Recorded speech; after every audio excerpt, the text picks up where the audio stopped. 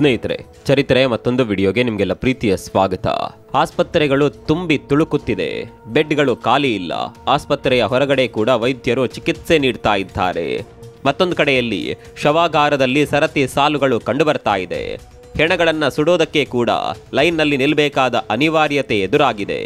ಎಲ್ಲೆಲ್ಲೂ ಆತಂಕ ಮನೆ ಮಾಡಿದೆ. ಪರಿಸ್ಥಿತಿಯನ್ನ ಗಂಭೀರವಾಗಿ ಪರಿಗಣಿಸಿದ ಸರ್ಕಾರ ಆರೋಗ್ಯ ತುರ್ತು ಪರಿಸ್ಥಿತಿಯನ್ನ ಘೋಷಣೆ ಮಾಡಿಬಿಟ್ಟಿದೆ.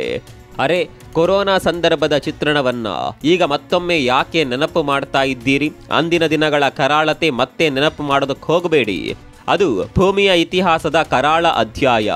ಮತ್ತೊಮ್ಮೆ ಯಾಕೆ ವಿವರಣೆ ಮಾಡ್ತಾ ಇದ್ದೀರಿ ಅಂತ ಕೋಪಗೊಳ್ಳಬೇಡಿ. ಇದು 4 ವರ್ಷದ ಹಿಂದಿನ ಕರಾಳ ಚಿತ್ರಣವಲ್ಲ. ಸದ್ಯ ವೈರಸ್ ನಾಡು ಚೀನಾದಲ್ಲಿ ನಡೆಯುತ್ತಿರುವ ವಾಸ್ತವ ಚಿತ್ರಣ.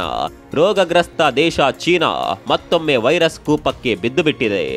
4 ವರ್ಷದ ಹಿಂದೆ ಯಾವ ರೀತಿ ಕೊರೋನಾ ಅನ್ನುವ ಕಾರ್ಕೋಟಕ ಚೀನಾದಲ್ಲಿ ಜನ್ಮ ಪಡೆದಿತ್ತು, ಅದೇ ರೀತಿಯ ವೈರಸ್ ಒಂದು ಚೀನಾದಲ್ಲಿ ತಾಂಡವವಾಡ್ತಾ ಇದೆ. ಹೊಸ ವೈರಸ್ ಆರ್ಭಟಕ್ಕೆ ಚೀನಾದ ಆಸ್ಪತ್ರೆಗಳು ತುಂಬಿ ತುಳುಕುತ್ತಿದೆ. ಅದರಲ್ಲೂ ಮಕ್ಕಳ ಪರಿಸ್ಥಿತಿ ಚಿಂತಾಜನಕವಾಗಿದೆ. ಶವಾಗಾರಗಳು ಕೂಡ ತುಂಬಿ ತುಳುಕುತ್ತಿದೆ ಅಂದರೆ ಅಲ್ಲಿನ ಪರಿಸ್ಥಿತಿಯನ್ನೊಮ್ಮೆ ನೀವೇ ಅಂದಾಜು ಮಾಡಿಕೊಳ್ಳಿ. ಈ ಚಿತ್ರಣಗಳನ್ನು ನೋಡ್ತಾ ಇದ್ರೆ ಒಂದಂತೂ ಕ್ಲಿಯರ್ ಆಗಿ ಗೊತ್ತಾಗುತ್ತಿದೆ. ಚೀನಾದಲ್ಲಿ ದೊಡ್ಡ ಪ್ರಮಾಣದಲ್ಲಿ ವೈರಸ್ ಅಂತೂ ಹರಡ್ತಾ ಇದೆ.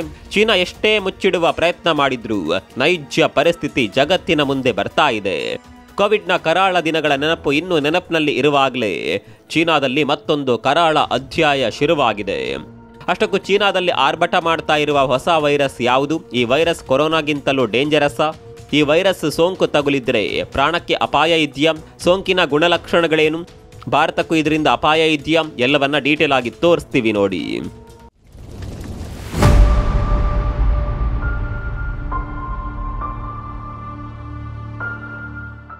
ಸ್ನೇಹಿತರೆ, 2020ರಲ್ಲಿ ಆರ್ಭಟಿಸಿದ್ದ ಕೊರೋನಾವನ್ನ ಜಗತ್ತು ಯಾವತ್ತಿಗೂ ಕೂಡ ಮರೆಯೋದಕ್ಕೆ ಸಾಧ್ಯವಿಲ್ಲ. ಇಡೀ ವಿಶ್ವಕ್ಕೆ ಬಾಗಿಲು ಹಾಕಿದ ಡೆಡ್ಲಿ ವೈರಸ್ ಅದು. ಈ ವೈರಸ್ ಬಲಿ ತೆಗೆದುಕೊಂಡ ಪ್ರಾಣಗಳಿಗೆ ಲೆಕ್ಕವೇ ಇಲ್ಲ. ಲಕ್ಷಾಂತರ ಜನರನ್ನ ಸಾವಿನ ಕೂಪಕ್ಕೆ ದೂಡಿದ ಈ ವೈರಸ್ ಕಳೆದ 2 ತಿಂಗಳಿನಿಂದ ಸೈಲೆಂಟ್ ಆಗಿತ್ತು. ಈ ಕೊರೋನಾ ಅನ್ನೋ ಹೆಮ್ಮಾರಿ ಹುಟ್ಟಿದ್ದು ಎಲ್ಲಿ ಅನ್ನೋದು ನಿಮ್ಗೆಲ್ಲ ಗೊತ್ತಿರಬಹುದು. ಚೀನಾ ಅನ್ನುವ ಪಾಪಗ್ರಸ್ತ ನಾಡಿನಲ್ಲಿ ಕೊರೋನಾ ಜನ್ಮ ತಳೆದಿತ್ತು. ಏನನ್ನೋ ಮಾಡೋದಕ್ಕೋಗಿ ಚೀನಾ ಕೊರೋನಾ ಅನ್ನುವ ವಿಷ ವೈರಸ್ನ ಹುಟ್ಟಿಗೆ ಕಾರಣವಾಗಿತ್ತು. ಆರಂಭದಲ್ಲಿ ಚೀನಾ ಈ ವೈರಸ್ನ ಬಗ್ಗೆ ಯಾವುದೇ ಮಾಹಿತಿಯನ್ನ ಕೊಟ್ಟಿರಲಿಲ್ಲ. ಇದರ ಗುಣಲಕ್ಷಣಗಳೇನು, ಯಾವ ರೀತಿ ಹರಡುತ್ತೆ, ಎಲ್ಲವನ್ನ ಚೀನಾ ಮುಚ್ಚಿಟ್ಟಿತ್ತು. ಒಂದು ವೇಳೆ ಚೀನಾ ಈ ವೈರಸ್ ಬಗ್ಗೆ ಮುನ್ನೆಚ್ಚರಿಕೆ ಕ್ರಮ ಕೊಟ್ಟಿದ್ದಿದ್ರೆ ಹಲವು ಅಪಾಯಗಳನ್ನ ತಡೆಯಬಹುದಿತ್ತು. ಆದರೆ ಚೀನಾ ಅದನ್ನ ಮಾಡಲೇ ಇಲ್ಲ. ಕೊನೆಗೆ ಜಗತ್ತಿಗೆ ಈ ವೈರಸ್ ಹರಡಿದಾಗ ಲಾಕ್ಡೌನ್ ಮಾಡೋದು ಬಿಟ್ಟು ಬೇರೇನು ದಾರಿ ಕಾಣಲೇ ಇಲ್ಲ. ಇದೀಗ ಇದೇ ರೀತಿಯ ಪರಿಸ್ಥಿತಿ ಮರು ನಿರ್ಮಾಣವಾಗ್ತಾ ಇದೆ. ಚೀನಾದಲ್ಲಿ ಹೊಸ ವೈರಸ್ ವ್ಯಾಪಕವಾಗಿ ಹರಡುತ್ತಿದ್ರೆ ಚೀನಾ ಮಾತ್ರ ಸೈಲೆಂಟ್ ಆಗಿದೆ. ಹೊಸ ವೈರಸ್ ಬಗ್ಗೆ ಯಾವುದೇ ಮಾಹಿತಿಯನ್ನ ಹೊರ ಜಗತ್ತಿಗೆ ಬಿಟ್ಕೊಡ್ತಾ ಇಲ್ಲ. ಅಂದಹಾಗೆ ಚೀನಾದಲ್ಲಿ ಹರಡಿರುವ ಹೊಸ ವೈರಸ್ನ ಹೆಸರು ಹ್ಯೂಮನ್ ಮೆಟಾನ್ಯೂಮೋ ವೈರಸ್.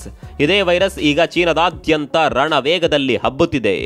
ವೈರಸ್ ಸೋಂಕಿನಿಂದ ಬಳಲ್ತಿರುವ ಜನ ಆಸ್ಪತ್ರೆಗೆ ಧಾವಿಸುತ್ತಿದ್ದಾರೆ. ಹೀಗಾಗಿ ಆಸ್ಪತ್ರೆಗಳು ತುಂಬಿ ತುಳುಕುತ್ತಿದೆ.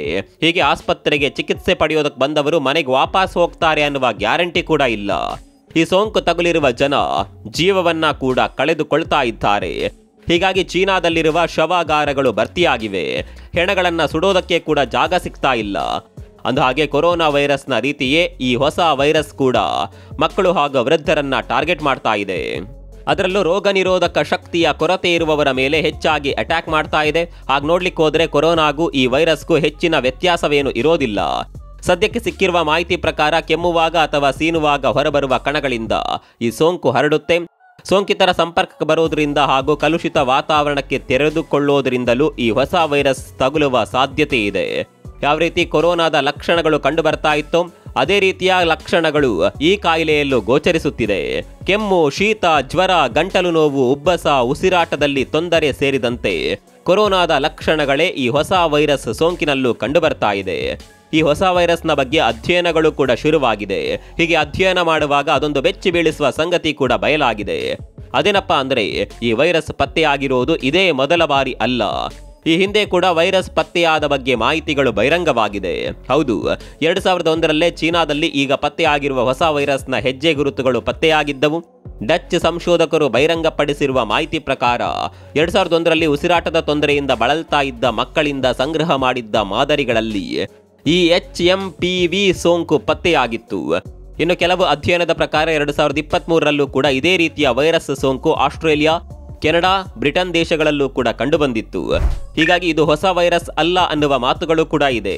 ಆದರೆ ಚೀನಾದಲ್ಲಿ ಈ ವೈರಸ್ ವ್ಯಾಪಕವಾಗಿ ಹರಡ್ತಾ ಇರೋದ್ರಿಂದ ಸಹಜವಾಗಿಯೇ ಜಗತ್ತಿನಾದ್ಯಂತ ಭಯ ಆವರಿಸಿದೆ. ಚೀನಾ ಎಲ್ಲವನ್ನ ಮುಚ್ಚಿಡುತ್ತೆ, ಕೊನೆ ಕ್ಷಣದವರೆಗೂ ಸೋಂಕಿನ ವಿಚಾರದಲ್ಲಿ ಮಾಹಿತಿಗಳನ್ನ ನೀಡೋದಿಲ್ಲ. ಕೊರೋನಾದ ವಿಚಾರದಲ್ಲೂ ಇದನ್ನೇ ಮಾಡಿತ್ತು ಅನ್ನೋದು ನಿಮ್ಗೆಲ್ಲ ಗೊತ್ತಿದೆ. ಇನ್ನು ಈ ಸೋಂಕಿಗೆ ಯಾವುದೇ ಲಸಿಕೆ ಇಲ್ಲ. ಹೀಗಾಗಿ ಚೀನಾದಲ್ಲಿ ಹಲವು ಮುನ್ನೆಚ್ಚರಿಕೆ ಕ್ರಮಗಳನ್ನು ತೆಗೆದುಕೊಂಡಿರೋದು ಗಮನಕ್ಕೆ ಬಂದಿದೆ. ಜನರು ಕಡ್ಡಾಯವಾಗಿ ಮಾಸ್ಕ್ ಧರಿಸಲೇಬೇಕು ಮತ್ತು ಕೈಗಳನ್ನು ಆಗಾಗ ತೊಳೆದುಕೊಳ್ಳಬೇಕು ಎಂಬ ಸೂಚನೆಗಳನ್ನು ಹೊರಡಿಸಲಾಗಿದೆ ಅನ್ನುವ ಮಾಹಿತಿ ಇದೆ. ಆದರೆ ಇದ್ಯಾವುದನ್ನ ಕೂಡ ಚೀನಾ ಒಪ್ಪಿಕೊಳ್ತಾ ಇಲ್ಲ. ಬದಲಿಗೆ ನಮ್ಮಲ್ಲಿ ಅಂತಹ ರೋಗ ಪತ್ತೆ ಆಗ್ಲೇ ಇಲ್ಲ ಅಂತ ಪುಂಗಿ ಬಿಡ್ತಾ ಇದೆ. ಇದು ಜಸ್ಟ್ ಚಳಿಗಾಲದ ರೋಗ ಅಂತ ತೇಪೆ ಹಚ್ಚುವ ಪ್ರಯತ್ನ ಮಾಡ್ತಾ ಇದೆ ಚೀನಾ. ಅದರಲ್ಲೂ ಕಳೆದ ಚಳಿಗಾಲಕ್ಕೆ ಹೋಲಿಸಿದ್ರೆ ನಮ್ಮಲ್ಲಿ ರೋಗ ಕಡಿಮೆಯೇ ಇದೆ. ಇದೆಲ್ಲ ಉಸಿರಾಟ ಸಂಬಂಧಿ ರೋಗಗಳು ಅಷ್ಟೇ ಅಂತ ಚೀನಾ ಹೇಳ್ತಾ ಇದೆ.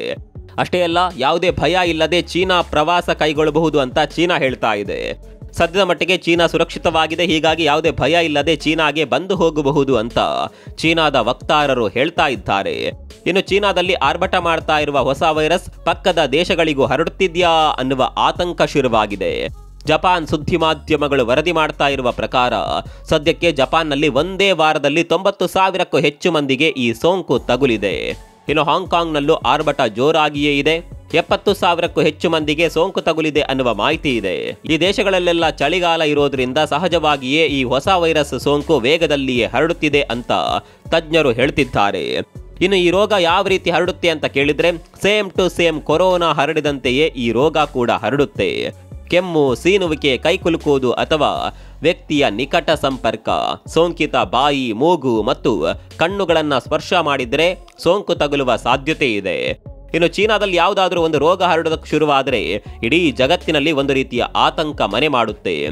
ಹೀಗಾಗಿ ಚೀನಾದಲ್ಲಿ HMPV ಸೋಂಕು ವ್ಯಾಪಕವಾಗಿ ಹರಡುತ್ತಿರೋ ಬೆನ್ನಲ್ಲೇ ಭಾರತದಲ್ಲೂ ಕೂಡ ನಿಗಾ ವಹಿಸಲಾಗ್ತಾ ಇದೆ. ಭಾರತದಲ್ಲೂ ಸದ್ಯ ಚಳಿಗಾಲ ಇರೋದ್ರಿಂದ ಭಾರತದಲ್ಲಿ ಉಲ್ಬಣಿಸ್ತಾ ಇರುವ ರೋಗಗಳ ಮೇಲೆ ನಿಗಾ ವಹಿಸಲಾಗ್ತಾ ಇದೆ. ಆದರೆ ಭಾರತದಲ್ಲಿ ಸದ್ಯದ ಮಟ್ಟಿಗೆ ಭಯಪಡುವ ಅಗತ್ಯ ಇಲ್ಲ ಅಂತ ಆರೋಗ್ಯ ಇಲಾಖೆ ಹೇಳ್ತಿದೆ.